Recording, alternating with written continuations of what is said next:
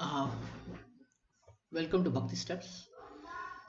There are prayers on my screen, so can you please repeat with me? Om Ajnana Timirandasya Jnana Shakaya Chakshuranmilitam Yena Tasmai Shri Gurave Namaha Shri Chaitanya Manobhishtam Sthapitam Yena Bhutale Swayam Rupa Kadamayyam Dadati Swapadantikam Vandeham Shri Guroho Shivta Padakamalam Shri Guru Vaishnavansha Shri Rupam Sagrajatam Sahagana Raghunatham Vitam Sajivam साद्वैतम सावधूतम परिजन सहितम कृष्ण चैतन्य देवम श्री राधा कृष्ण पदान सहगण ललिता श्री विशाखान्वितांश हे कृष्ण करुणा सिंधु दीन बंधु जगपते गोपेश गोपिका कांत राधा कांत नमस्ते तप्त कांचन गौरांगी राधे वृंदावनी श्री विशभानुसुति देवी प्रणमामि हरिप्रिये वाञ्छाकल्पतरुभ्यश्च कृपा सिन्धुभैव च पतितानां पावनेभ्यो वैष्णवेभ्यो नमो नमः जय श्री कृष्ण चैतन्य प्रभु नित्यानंद श्री अद्वैत गदाधर श्रीवासादि गौरभक्तवृंद हरे Krishna Krishna Krishna Hare Hare Hare Ram Ram Ram Hare Hare. So welcome to Bhakti Steps. We have completed 15th chapter. Now we'll go to 16th chapter of Bhagavad Gita. In the 15th chapter, Krishna talked about the Vedas, which are like an inverted tree, and one can go up and down the tree to enjoy its fruits. And now the question is how one can climb up and how one can climb down. That is the question.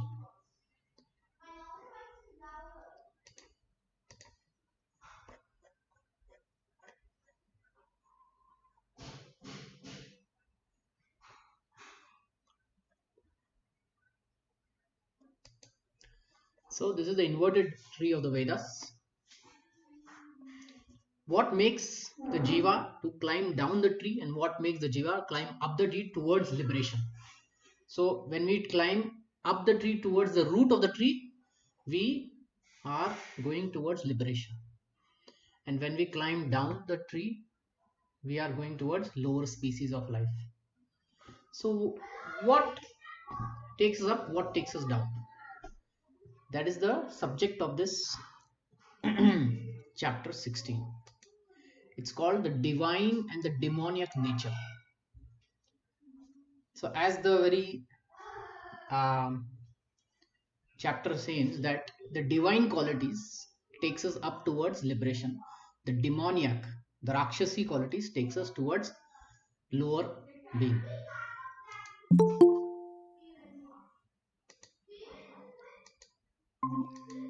So we'll go through it. So we are in chapter 16.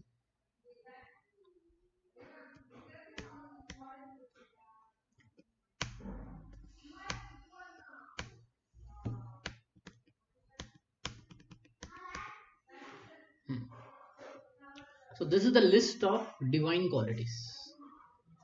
There are 26 of them. 26 of them. 26.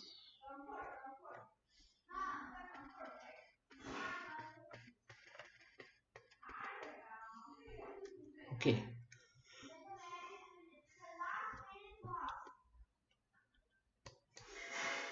So we'll jump into it. And then there is demoniac qualities also. After this, we are going to read about demoniac qualities, which is a small list.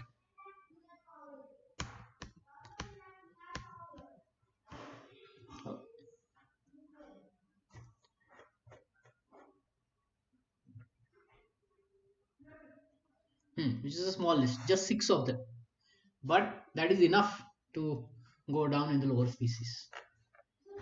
So 26 qualities to go up towards liberation and only 6 qualities to go down to animal life, lower species of life.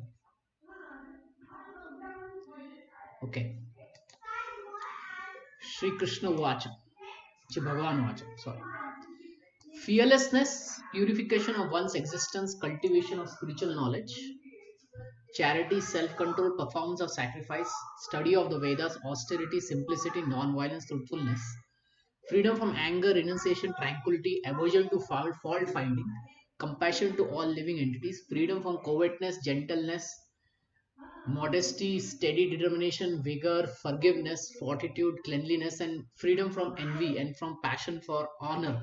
These are transcendental qualities belonging to godly men endowed with divine nature. So there's a big purport. We may not be able to fully do it, so we will do it. We'll read it through this table.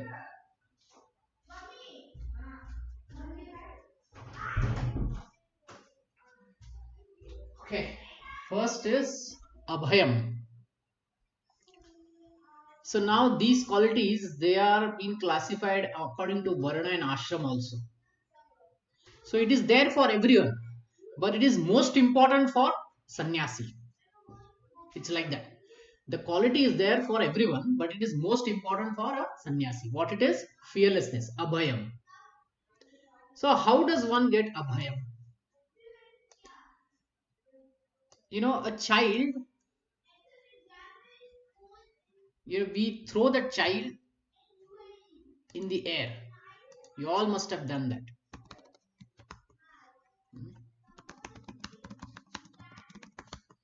You all must have done this, isn't it? The mother, the father, they throw the child up in the air. And the child is what? Laughing. It is laughing. So it is fearless.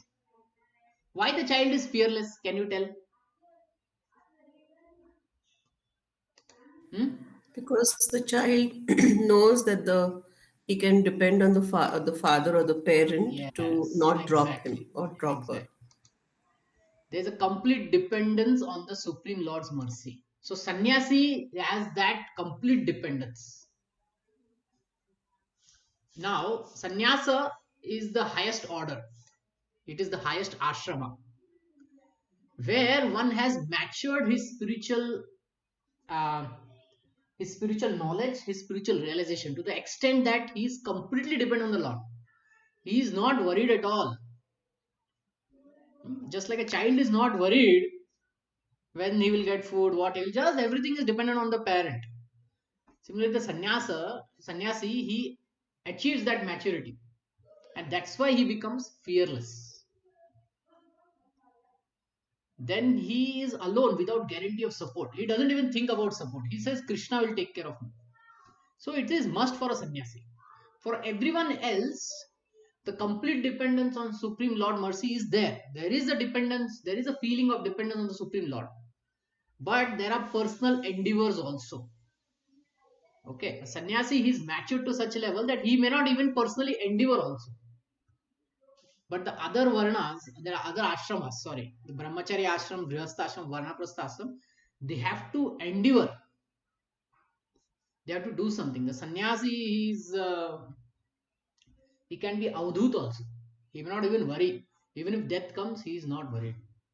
Like Jada Bharat. Even though he was getting killed, he was not worried. Completely dependent. Like Prahlad Maharaj. Even though he was not a sannyasi, but he was completely dependent on Lord's mercy. So Abhayam is there. For Grihasthas also it is there. Vanaprasthas also it is there. For Brahmacharis also it is there. Like Arjuna was Abhayam, fearless. But the moment he couldn't overcome, he would take shelter of Krishna. So he would show his dependence on the Supreme Lord. First, he would try on his own. There are many instances that he had to depend on Krishna. But he was fearless. Why? Because he was actually depending on Krishna. So it's like this. Depending on Krishna is fearless. And then complete dependence, that is also fearless. Okay, next. If there are any questions, any comments, you can interrupt me. We'll discuss further. Purification of one's existence, Sattva Samsuddhi. Prabhuji, Yeah. may- so Prabhuji, the fearlessness of Arjuna is because of the dependence on Krishna, right?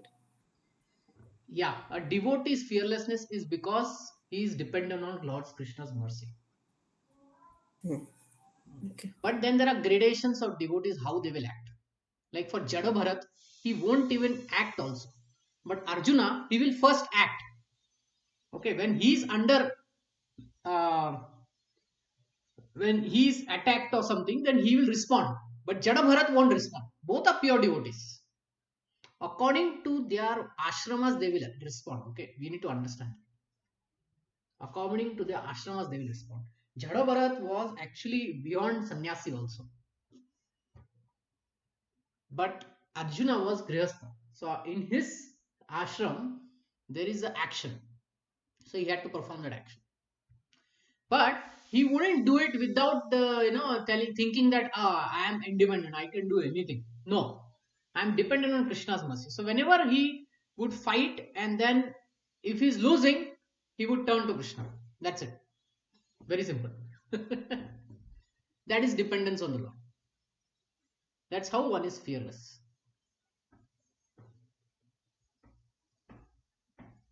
Okay, purification of one's existence. Uh, Having a very sattvic life, very simple life, austere life. This is the prime uh, duty of a sannyasi. He has to strictly follow rules and regulations. Like Lord Chaitanya, Sri Chaitanya was himself very strict. No association of women. So all that purification should be there.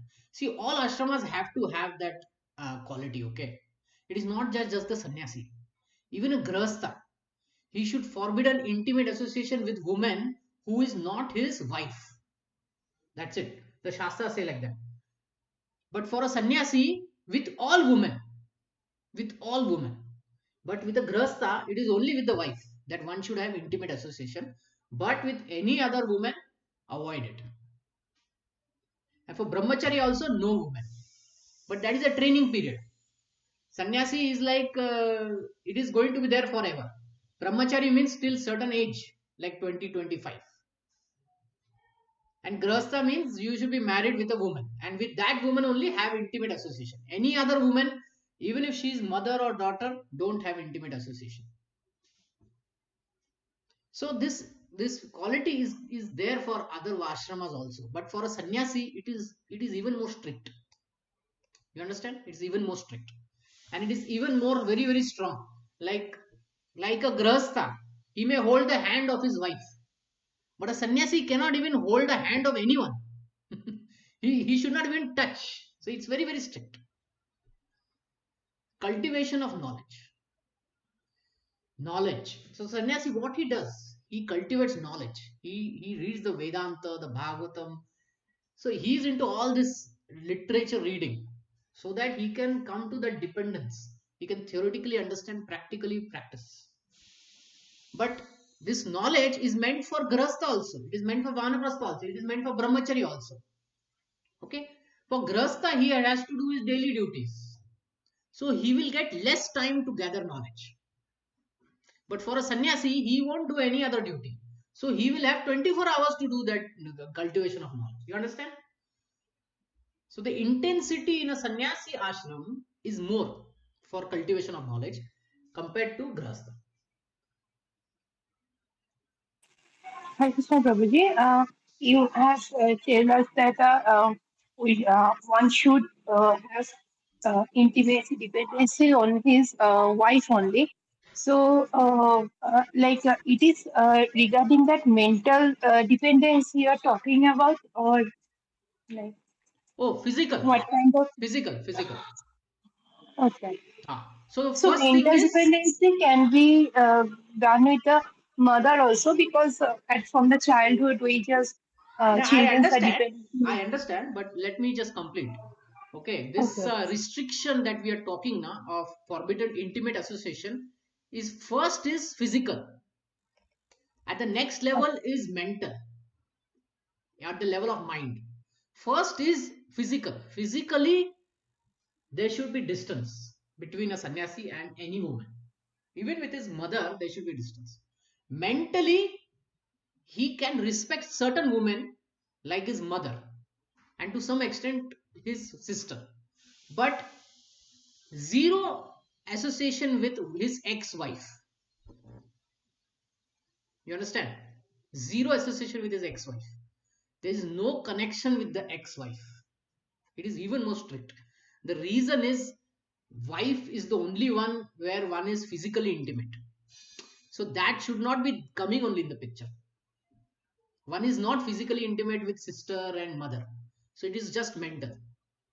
So some emotion will be there, but even that has to be restricted. Not everything, you cannot flow with the flow. So there are strict rules for sannyasis. You understand?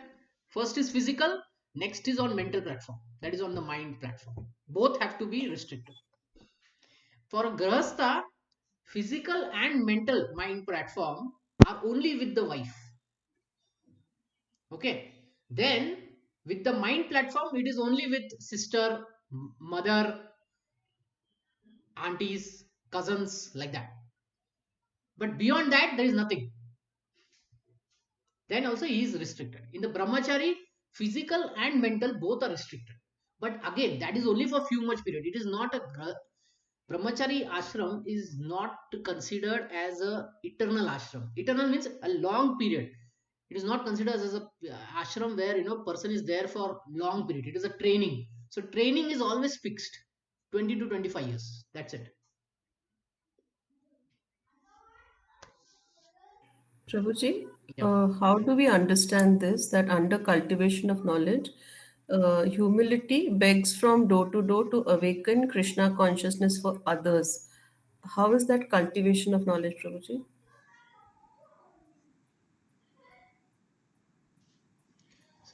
So these are points taken up from the purport. We will just Okay. check the purport. Which, So the thing is, it is a duty of a sannyasi to go. Um, okay, yeah. Good point you said. Yes. Hmm. Prabhuji, this is Okay. text one. Yeah. Which This number this is is the this? yeah. So we will go back to 13th chapter where we read the list of uh, qualities, which is knowledge. Hmm? What is knowledge? And the very first one is amanitvam. Amanitvam is humility. Okay. Hmm. So when one gathers knowledge, one should actually become humble. That is the understanding.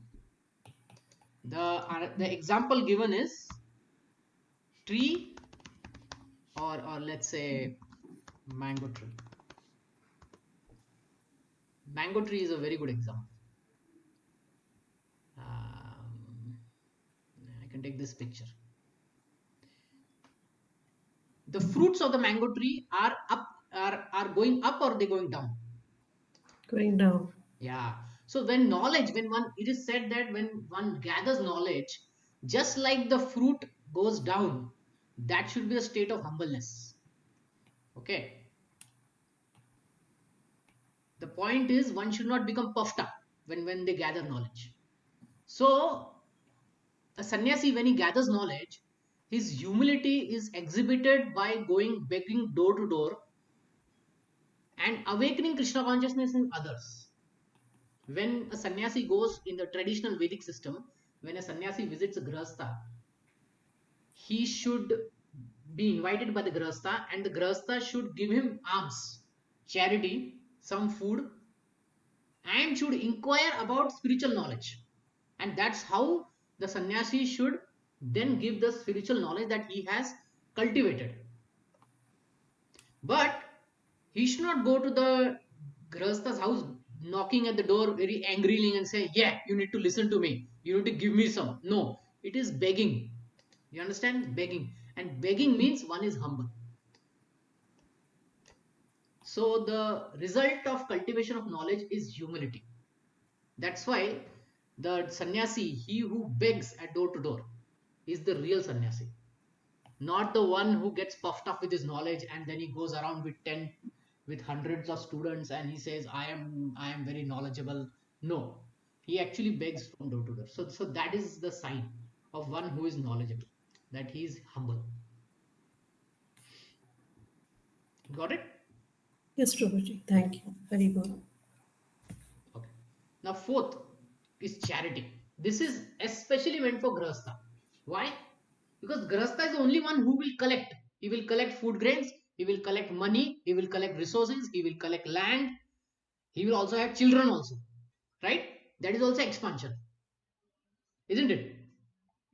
So if he keeps collecting for himself but he doesn't give for others, then he becomes a car miserly person.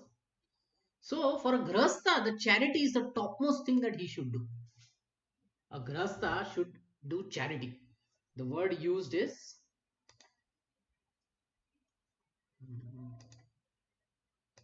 we are in 16th, right?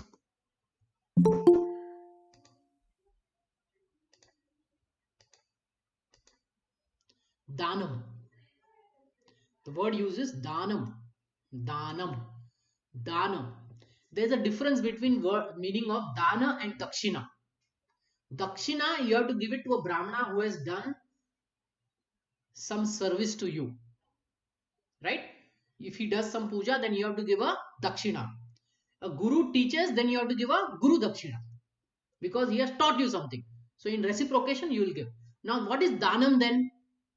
Danam is where that person has not done anything to you, but you are giving on your own, out of your concern, out of your love, out of your detachment. There is no reason for you to give, and you give. That person has not done anything for you. There is no transaction happening. In a dakshina, a transaction happens.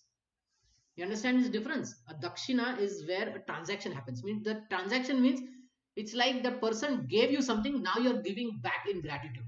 But in danam, that person has not done anything to you, but you are still donating charity, dana. You are giving dana. What all kind of dana can you give? Can you tell me what all kind of grahastha dan can give? Grains, Okay, water, uh, grains, water, food, cooked food, cooked food. fruits, clothes, If gold, you're silver, if you're rich enough, you can give land, even. some land, Yes. cows. Cows is considered great. Digging well. And there's one more thing. Have you heard this word Kanyadan? Kanyadan. Have you heard this word? Yes, Prabhuji. Yeah, that is also a dan. That is also a dan. Now, there's a controversy that is a daughter to be donated. There's a controversy. Before that, we should first understand what does dana means.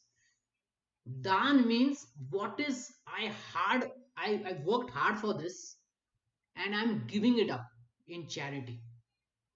This is the best thing in my house. This is the best thing in my position that I am giving you.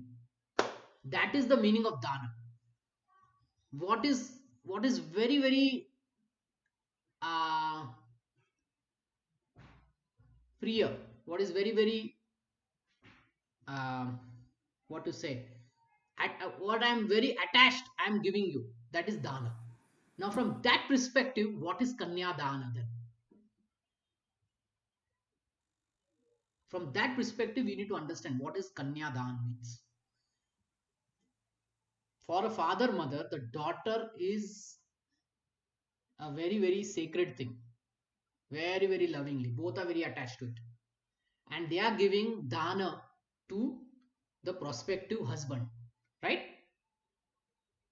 Now, second consideration, whom will you give dana? Whom do you give dan? You tell me. If you have to give dan, charity, donation, whom do you give? Give me a list. Somebody who doesn't have what you have, wealth, Okay, okay. So etc. dana.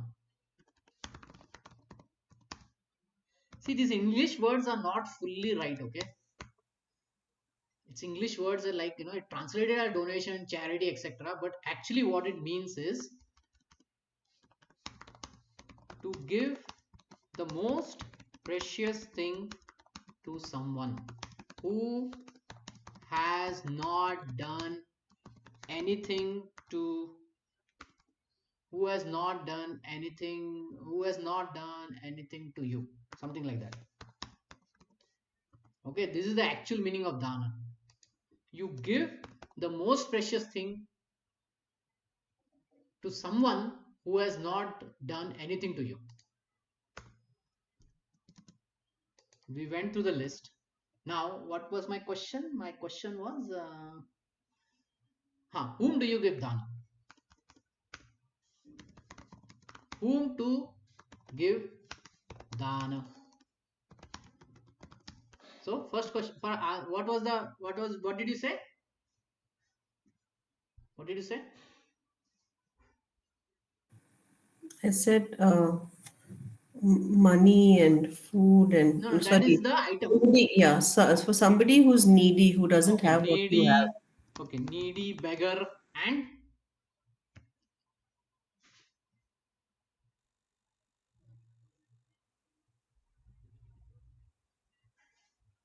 needy, beggar, and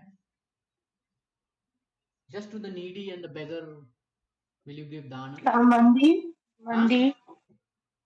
In What? Mandir, we also do Sorry? dana, right? Sorry. In Mandir, I mean, any In Mandir, temple. we Huh? give In temple. temple, you give dana with the faith that what will happen? Where it will be used? For puja purpose or serving Who will do it? the Who will do it? um, like Pandit or Pandit. So, what is a Pandit? And Brahmana. Right? Now, why a Brahmana has to be given a dana? Is he in need of something? Is he a beggar?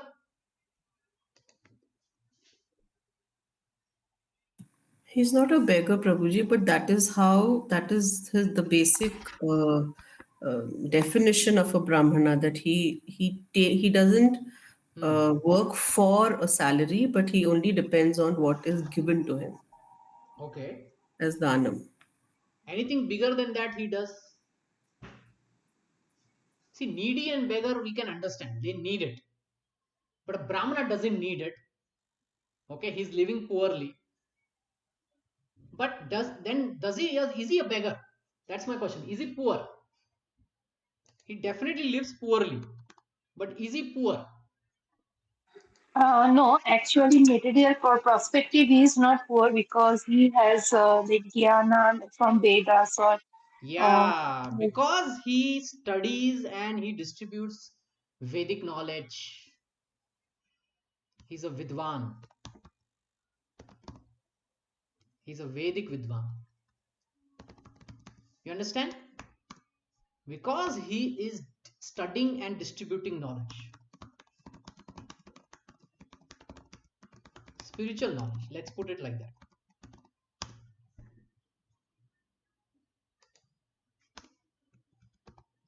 You know, people sometimes give donations to university. Why? Your donations to hospitals. Why? Donations to um, research centers. Why? What is their purpose? Because the research is going on, study is going on, they will distribute that knowledge. Right? That is even yes, for a higher cause. Same way in the Vedic system, the Brahmanas were given dana. Why? Because he was studying the Vedas and he was distributing the Vedas. So that he can continue doing it, therefore we give dana to him. And this is the highest dan, right? If you give and he distributes spiritual knowledge to poor, beggar, needy, whoever, and they become spiritually advanced, there is even more benefit in that. There is even more spiritual benefit. Okay? Does it make clear?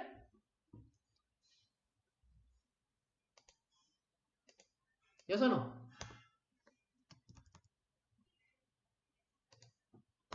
Yes? You Yes, understand why a Prabhuji. Brahmana should be given?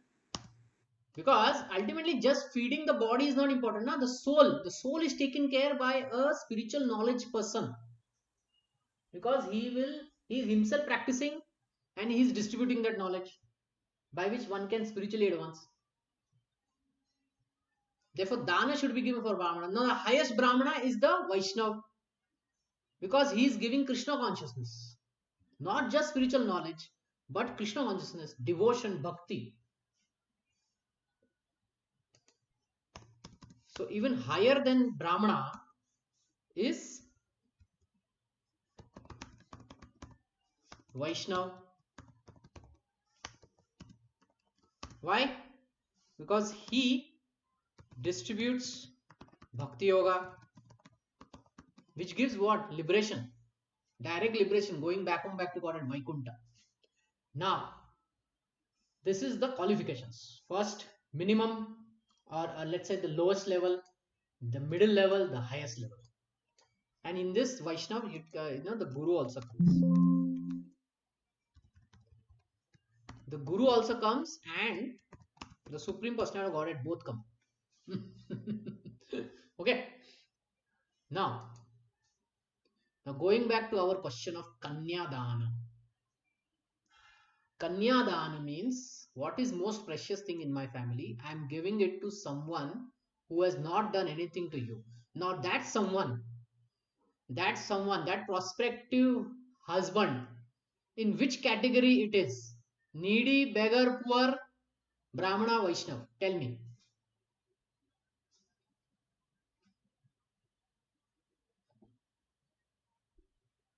Prabhuji, can you please repeat your question? We are talking about Kanyadana.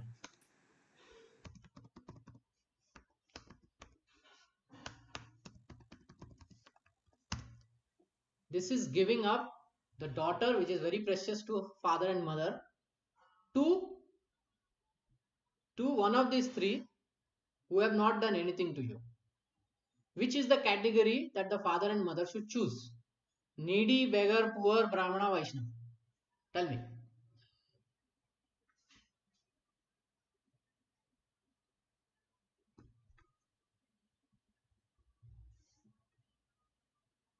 Tell me.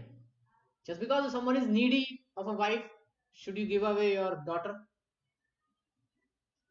Somebody is poor, beggar.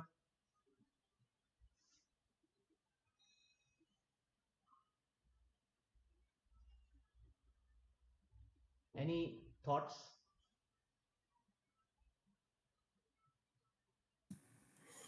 Prabhuji, I would, in my view, from whatever I have understood, uh, Kanyadan should come under the third category. Okay. So yeah, the thing is, Kanyadan is a dan of one's own daughter to actually a Brahmana or a Vaishnava. A Brahmana or a Vaishnava. Why? Because they will be protected, they will be utilized properly. Meaning, if we give somebody some donation, let's say we give some money to beggar and poor, we are thinking that they will use it for their purpose. Like, if they're hungry, they'll do it. But if they go and buy alcohol, then that is not right, right? So, to them, we will give them food or clothing so that they don't misuse it. But a Brahmana and a Vaishnava, a Brahmana and a Vaishnava, they are so spiritually evolved, hmm, that they won't misuse only anything that is given to them. So there, the father and mother will be completely uh, worry free when they give Kanyada. Okay. So therefore, a father and mother should very scrutinizingly see whom they are giving. Right? So therefore, the whole process is there before marriage. How to choose a prospective husband for your daughter. The temperament should match, right? The astrological, the family background should also match. It becomes easy for the daughter to go into that background. Okay. Then the temperament should also match. Both are thinking similar things. Then astrologically they should match. Astrologically, their karma should also match. for a combination, for a married combination, for a peaceful marriage, for a marriage where children are born and good children are born, good progeny is born, all that astrological karma can show whether it is compatible in all those things. Is there any problem, any major problem or something in the compatibility, right? Like can you use lemon in copper vessel? Can you use lemon in copper vessel? Copper or whatever brass vessel, can you use that lemon? Do you know this? For cleaning purpose, we use that. No, no, in one of the vessel we don't use, no. What is that? Tamba. In tamba we don't, Kasa actually. right? In one of the vessel we don't use that lemon. Brass. Yeah, in Brass. brass, right? In brass we don't use lemon. Even for cleaning and all that we don't use. So you see, when we bring two things together, then whether it will react favorably or not, we should check, right? So similarly, when we are bringing man and woman together, astrologically karma should be there, na. It should not happen that one is brass type, one is lemon type, finish, then there will be destruction only. So that's why astrological matching is done. You understand? When we do karma matching, we do it for this reason, that the combination is not unfavorable, but it is favorable from various perspective. It is favorable from life perspective, from progeny perspective, from peace perspective, from liking perspective, from temperament perspective, from gana perspective, from guna perspective, and then the actual kanyadan is done. So this is the process. Okay, spent a lot of time. Any questions before we move to next?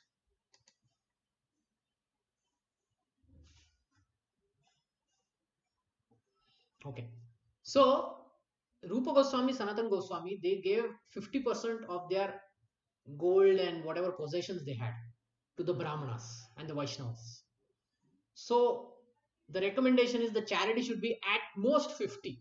At most 50. It should start with at least 0.1% and should go with to at most 50. So the charity is recommendation is like this. It should start with 0.1% and should go at most to 50%. Okay. And then whom do we give charity is also important. Why do we give charities also? Sometimes people give charity for their own name. Oh, I donated so much, then my status in the society will increase. So that is called as charity in passion, where one is expecting something. Then when somebody does in passion, it will be misery, and when somebody does in ignorance, it will be madness. Like sometimes some people give charity for what? For opening alcohol shops, for casinos, for gambling matches. They will give charity for that reasons. No, that is all madness. It's just a waste of time. You don't get anything. You get bad karma out of it. In the 18th chapter, we are going to discuss about charity in various modes. So there we'll see. Now self-control. Self-control is dhamma. This is especially meant for everyone. Okay, sannyasi should also self-control. Vanaprastha should also self-control. Brahmachari also. Grahastha also. Now, why this is especially important for Grahastha? Can you tell me? It is important for everyone, but why Grahastha is pointed out here? Self control.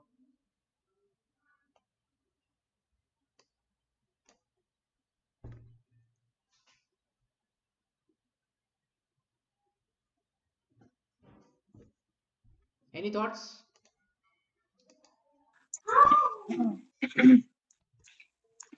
Because grihasthas mainly directly connected with the material world, and also they are because they are income, so there are a lot of chances to divert themselves. Yeah. Uh, So there's a very nice saying which says that if you want to test a man's character, give him power. See, a poor man, he cannot do anything. So we can see they are very austere because he doesn't have anything. But when somebody has something, and how does he act after that, that is the real test of a character.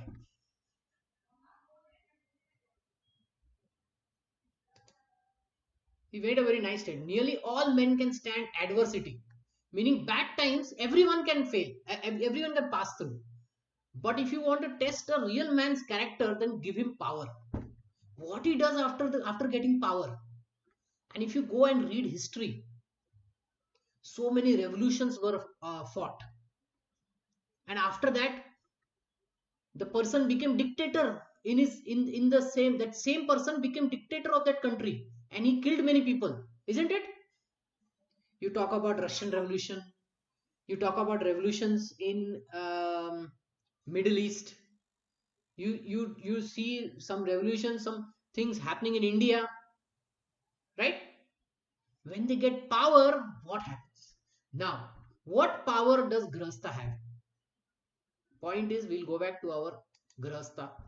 What is the power that he is having? He is having a wife, basically, and married life. And sex life is the highest material enjoyment that one can get in this world. But a Grasta may get so much deep into this sex life for that enjoyment that he will lose his control. He'll become, you know, um, he'll become loose character if he's too much after sex life.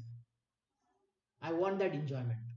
One wife, second wife, third wife, fourth wife, no, then go outside to prostitute. All that can happen. So therefore, self-control is so much mentioned for Grahasthas. Why? Because they have power, also they have resources, they have enjoyment, they eat very good food also. Other ashramas, they don't eat very palatable food, very simple food they will eat. Only Grahasthas, in the marriage itself, there'll be 10-15 items. But if you go for a sannyasis, they won't even eat more than one item. It will be simple khichdi. That also without mirchi, without this. It will be simply boiled. That's it. Boiled vegetables. But in a Grahastha's family, so many festivals come, so many marriages come, and it's decoration. There's music. So there's an enjoyment easily available for the Grahastha. So for him, there should be self-control, mostly important. Why? Because he can lose control. Another way to understand. Have you ever heard a person hit by a cycle and dead? A person got hit by a cycle and he died. Have you ever heard that? Very rarely, right? Doesn't happen at all. Yes. Yes, But have yes, you heard people dying because of BMW hitting them? yes. So many of them, like last 20-30 years, every year this incident comes. So what is the problem in BMW and cycle? BMW car gives so much of opportunity, so much of features, so much of what to say, um, what is the right word? Its ability to drive so fast is there, right? So if somebody loses control, then BMW will hit person and kill them, right? So that is the Yeah. thing. So whoever is driving BMW should be controlling, right? It's a very simple thing, na? His self control should be more compared to the one who is cycling. Cycling also requires some self control, but BMW, driving a BMW requires even more better self control. Let's say one who is cycling, he is drinking also alcohol. What will happen maximum? He will simply fall down, right? Now let's say one who is driving BMW has also drunk alcohol. What will happen? He will crash somebody, he'll crash somewhere and he'll kill. So when facility, that car is giving that huge facility, it comes with great responsibility. You have heard this?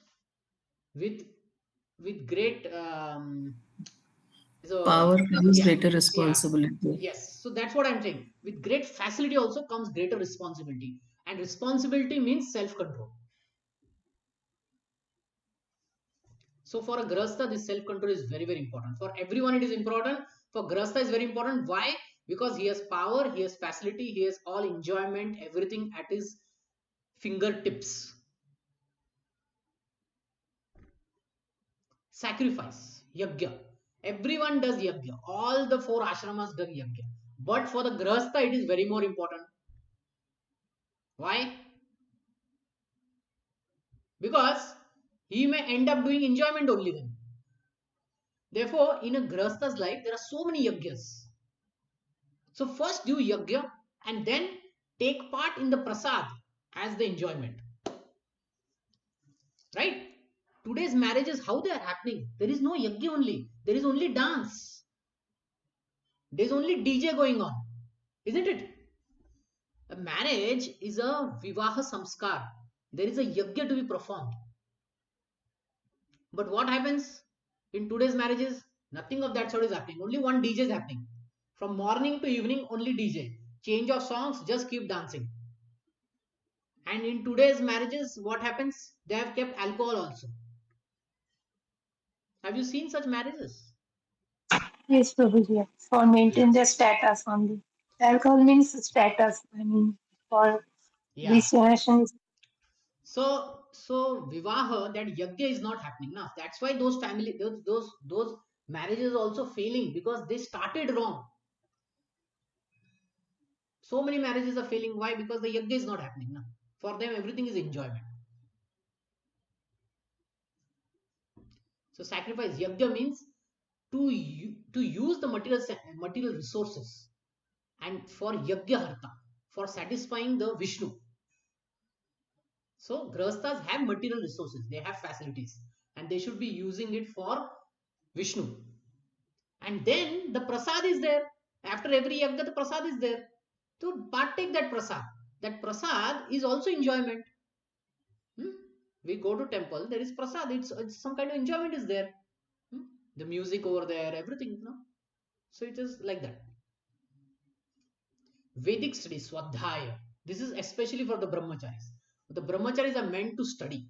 It's a training period. So they have to be celibate so that their mind is fully engaged in Vedic literature. It is not deviated.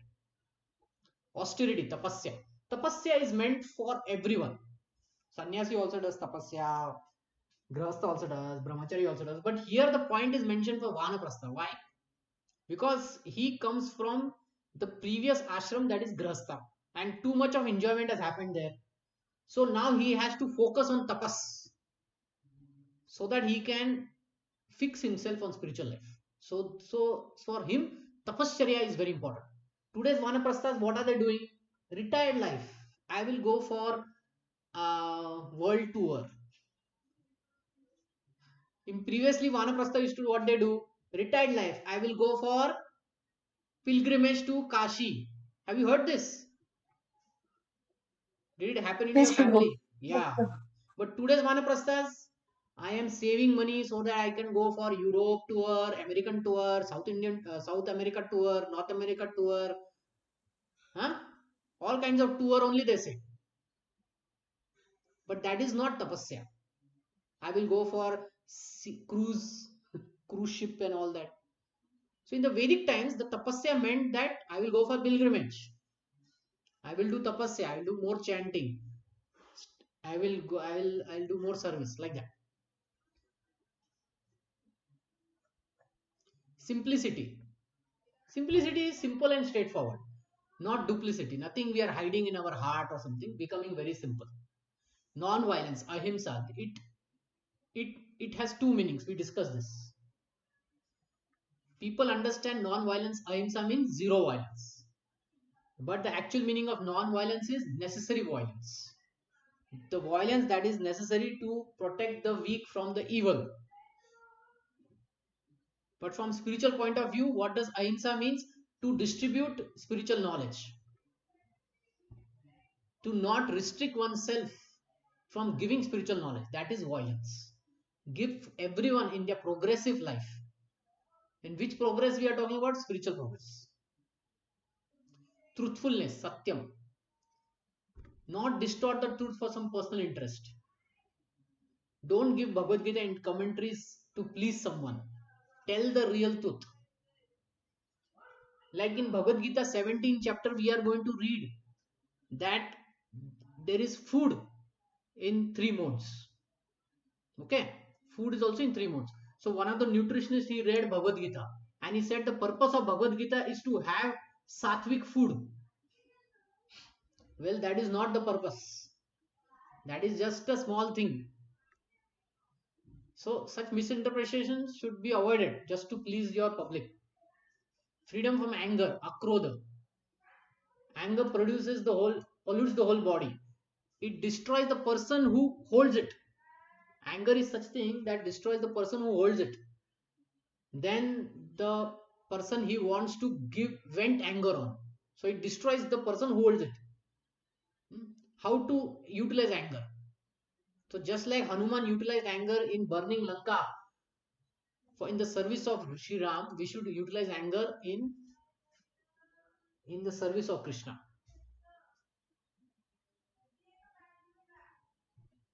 First is we need to control. We need to control anger. That is always there. Second is direct that anger. Direct that anger towards those who are speaking against the Vedic principles. So you have to defeat them. Like that. Okay. Renunciation. Renunciation is all. Everyone should be renounced. Meaning, do dana, should be ready to do dana for Krishna's service. Then only one will say, I am renounced. Tranquility. Tranquility means being equipoised, balanced. Whether in happiness, distress, success, failure, be balanced. Don't get carried away in both. Aversion to fault finding. Some people just want to find faults in everything and they don't want to do anything in their life. So avoid that. But that doesn't mean that if you see a thief, you don't call him a thief. That is also not, that doesn't fall in fault finding. Okay, that is a thief is a thief. It's okay. But to just find fault finding for stupid reasons is to be avoided. Some people we meet like that. Nah? Anything you give, they will find fault in it. That is not right attitude. Compassion for all living entities. Compassion for all living entities. Both compassion should be there. Material compassion, spiritual compassion.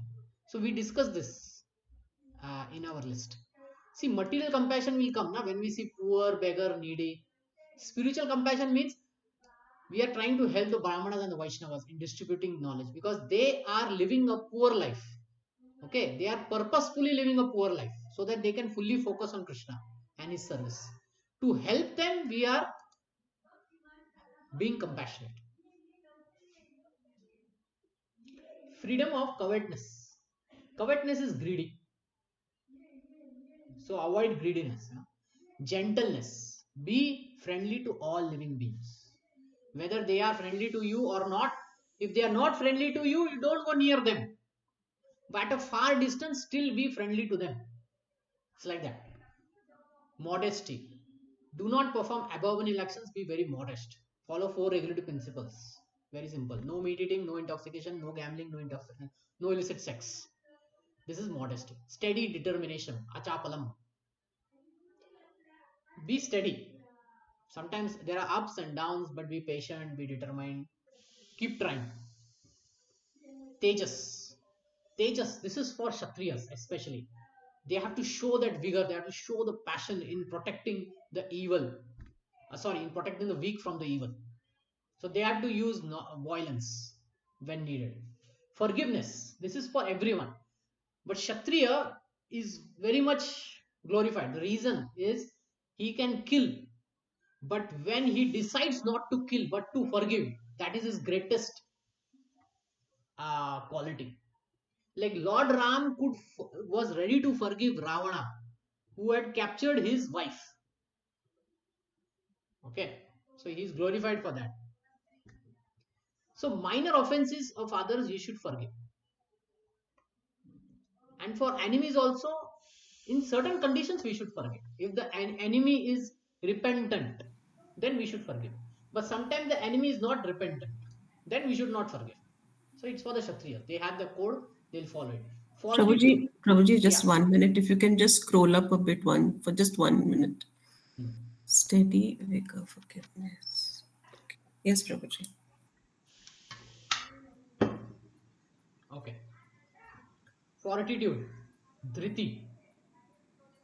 This is for everyone, but for a Kshatriya, he has to be mentally and emotionally strong because he will always face difficult situations. You have to read the stories of Paramveer Chakra awardees, then you will understand how mentally, emotionally they were strong. The Kargil war and all that, you can then understand. And then for Grahasthas, there are always mental, emotional problems, right? When you're giving birth, the nurse will tell you, be strong, right? So much pain is happening. So have patience like that. So anyway, cleanliness, saucham. So there is external, internal. External is for the body. Internal is the mind, heart. Following no illicit sex. Sex with only wife is considered clean. Freedom from envy. Envy means why he, why not me? Person is resentful. Why he got it? I didn't get it. I should get it. That kind of mentality we should avoid. We should be happy because he won. We should be happy for that. Yes, good, good, good for you. We should say like that. Good for you. So we should try to be free of envies. Hmm? In devotee circles also, spiritual life and material life both. Okay, we can be competitive, but there's a difference between competitive and enviousness. Do you know what is the meaning of difference between competitiveness and enviousness?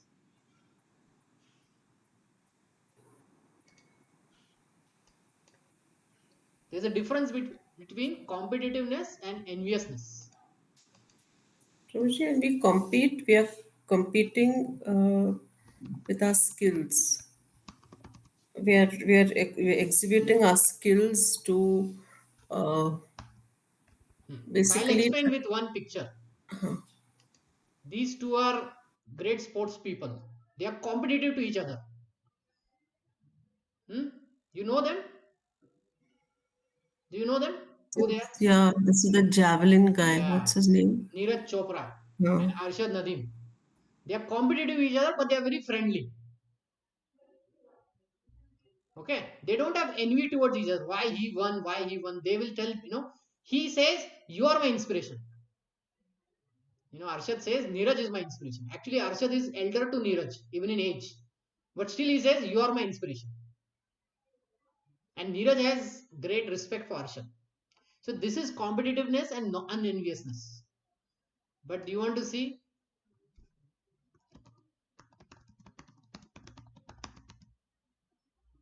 There was a skater. She broke a leg of a competitor. I think this one, Tonya Harding. Because this girl was winning, she planned and through her ex-husband broke her leg, something like that. This is enviousness. You actually do something bad for the other person. You actually do something bad for the other person. That is enviousness. Okay. Cleanliness, we read enviousness. Um, freedom from passion and honor.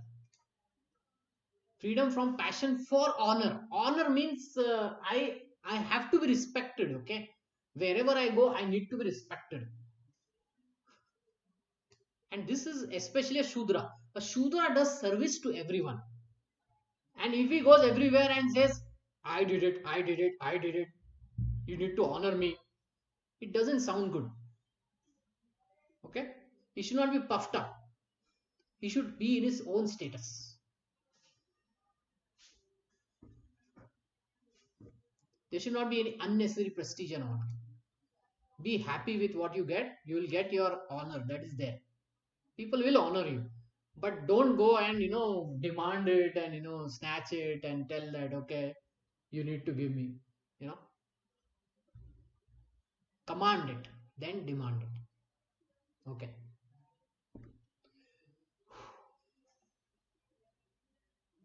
So such qualities, they are godly qualities. Okay, all these are godly qualities. Why it is called godly qualities?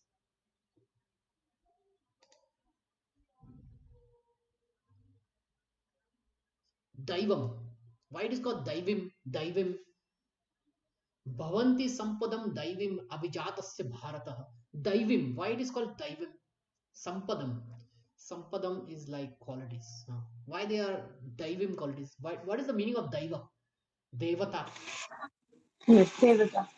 Yeah. So the demigods, the Devatas, they have all these qualities. Devatas. Who are all the Devatas? Indra, Vayu, Shiva, Brahma, all that. They have these qualities. So when the human being has these qualities, they will advance towards liberation. Got it?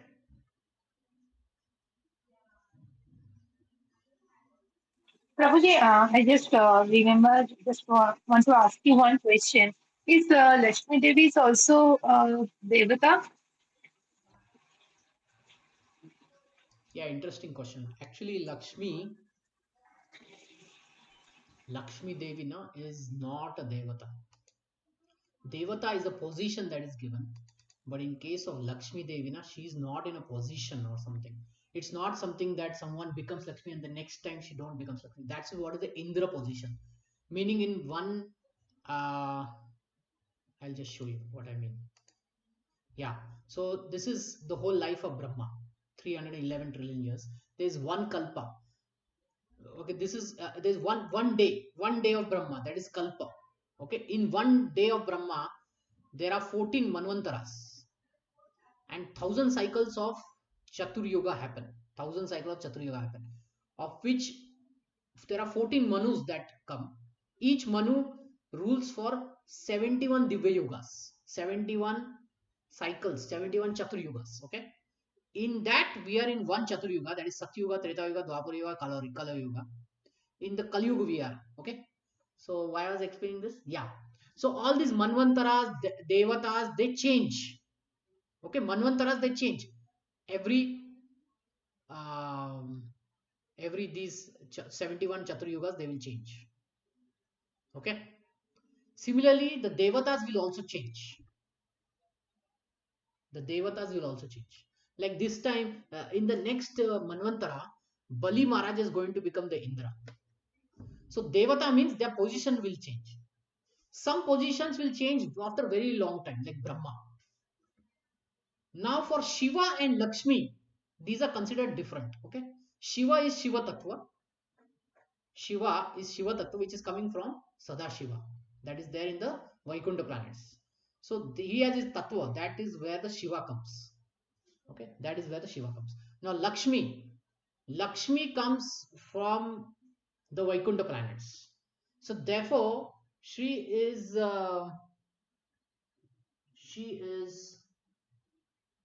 the Chit potency of the Lord. There is such Chit Ananda. So she is the Chit potency. So she is not a Devata. Okay, simple answer. She is not a Devata. Oh, yeah. Okay, Prabhuji. Thank you. Hmm. Therefore, she should be worshipped with Narayan, with Vishnu. She is eternal consort of Vishnu, Lakshmi. Similarly, Sita is eternal consort of Rama. Rukmani is eternal consort of Dwarkadish Krishna. Radharani is eternal consort of Sri Krishna. But Okay. Prabhuji, right, these days, like Ganesh Lakshmi Puja is happening. Like, See, I don't know what no, no, no. So the properly thing they is, are na, doing. the Vedas may give certain pujas and yajnas to be performed. Okay, the Vedas may give certain pujas and yajnas to be performed. So there may be some yajnas and some pujas may be performed. This Lakshmi Ganesh puja and all that. Okay. Yeah, they may be following some shastra. Hmm? But there, the person only wants some material benefit, now from Ganesh ji and from Lakshmi ji. They want only material benefits. Maybe all my obstacles, please remove. Please give me money. Okay. But a Vaishnav never sees Lakshmi alone. He will always see Lakshmi Narayan. That's what I'm saying. It is for a Vaishnav. See, Ravana saw Sita. Did he see Ram? He didn't want Ram. He only wanted Sita. But a Vaishnav Hanuman, what did he see? He saw Sita Ram. So he wanted to bring Sita back to Ram. So it's a Vaishnav outlook to get to get Lakshmi back to Narayan. That's it. But a materialistic outlook is Lakshmi is for me only. मेरे घर में लक्ष्मी आएगी. Right? The whole focus is like that. But for a Vaishnav, Yes, what it Guruji. will be? मेरे घर में आएंगे Lakshmi Narayan. So okay. Any more questions or comments? Any more questions or comments? No problem. Okay.